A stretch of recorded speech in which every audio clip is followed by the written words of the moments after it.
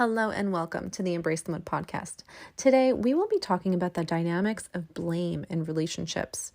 If you find yourself frequently thinking, if only my partner would change, then everything would be much, much better, then this episode is for you. We'll explore why blame is actually disempowering, how it keeps you stuck, and the importance of shifting towards accountability instead. We'll also share practical tips for fostering a healthier, more constructive dynamic with your partner. So let's dive in.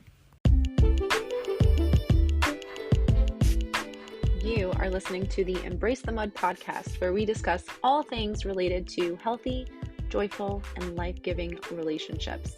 Why focus on relationships? Because the quality of our intimate partnerships and close connections influences our health, happiness, and longevity more than anything else in our lives. Relationships matter a lot. So together, let's jump into the mud, aka our messy relationships, pull some weeds, plant some seeds, and create an enriching environment where strong relationships can take root. I am your grateful host, Dara Posner. I am a relational disaster working toward relational mastery. I am also a positive psychology coach, a relational mindset coach, a blogger, and now a podcaster. Thank you for tuning into this episode of the Embrace the Mud podcast, where we discuss all things related to healthy, joyful, life-giving relationships. If you are a fan of this podcast, please subscribe, follow, like, review, and share.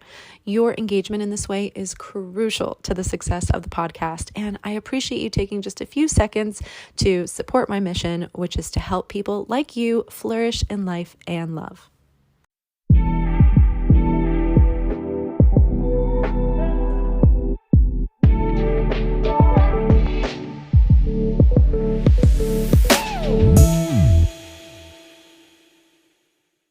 Have you ever found yourself thinking, if only my partner would change, then everything between us would be better? Do you feel unloved, misunderstood, or neglected and believe that your relationship problems are entirely your partner's fault? It's a common reaction to place blame when we're feeling hurt or unfulfilled, but this tendency can actually be quite disempowering and counterproductive. When we blame our partners for the issues in our relationship, we're essentially handing over our power. Blame is a way of saying that our happiness and well-being depend entirely on someone else's actions. This mindset keeps us stuck because it's difficult to move forward or find solutions when we're waiting for the other person to change. It also creates a negative cycle where resentment builds, communication breaks down, and nothing gets resolved. Blame is different from accountability. While blame focuses on assigning fault, accountability is about holding each other responsible for actions and behaviors in a constructive way. Brené Brown talks about how blame is a way to discharge discomfort and pain, while accountability involves vulnerability and honesty. Accountability encourages growth and change, while blame only fuels defensiveness and further conflict. One reason people tend to blame rather than hold their partners accountable is that it's easier and less vulnerable. Blame allows us to avoid looking at our own contributions to the problems and shields us from the uncomfortable work of self-examination. However, this avoidance comes at a high cost.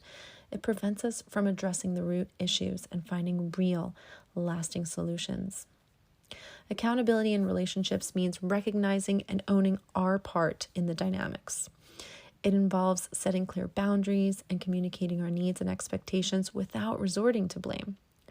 For example, instead of saying, "You never listened to me," you could say, "I feel unheard and it's important to me that we have more open communication."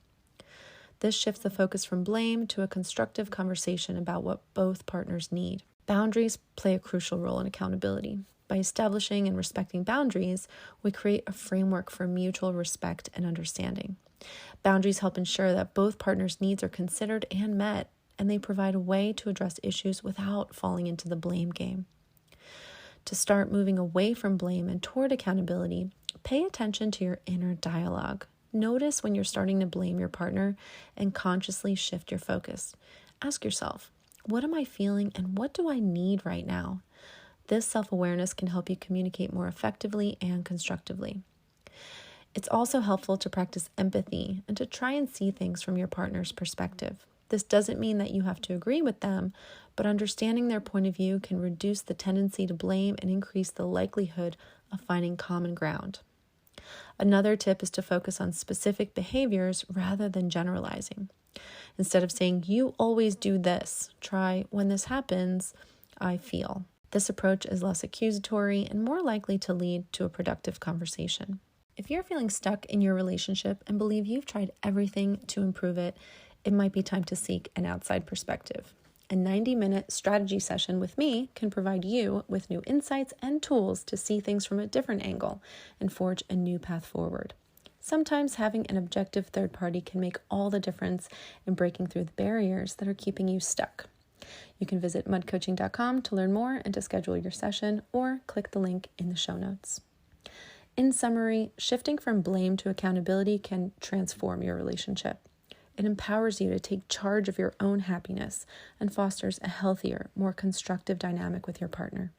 Remember, relationships thrive on mutual respect, understanding, and the willingness to grow together.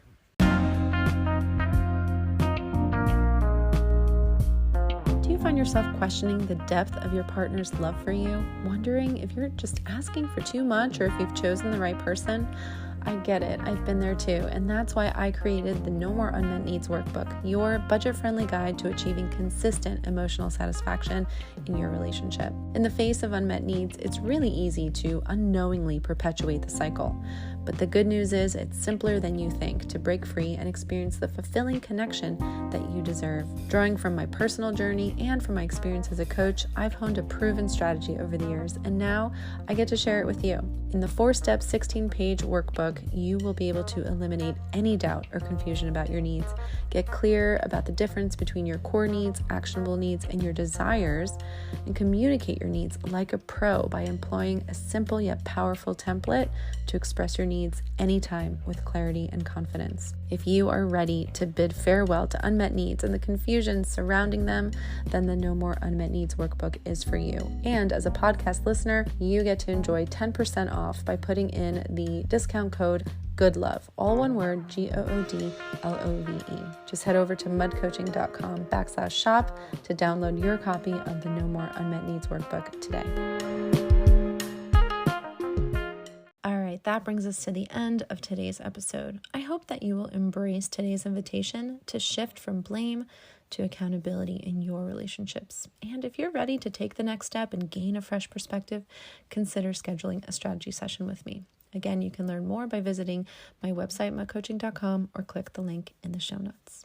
I will be back here very soon with another episode for you. In the meantime, please remember, you are wired for love and connection. You are capable of love and connection. You are worthy of love and connection. Thank you so much for listening, and I'll see you next time.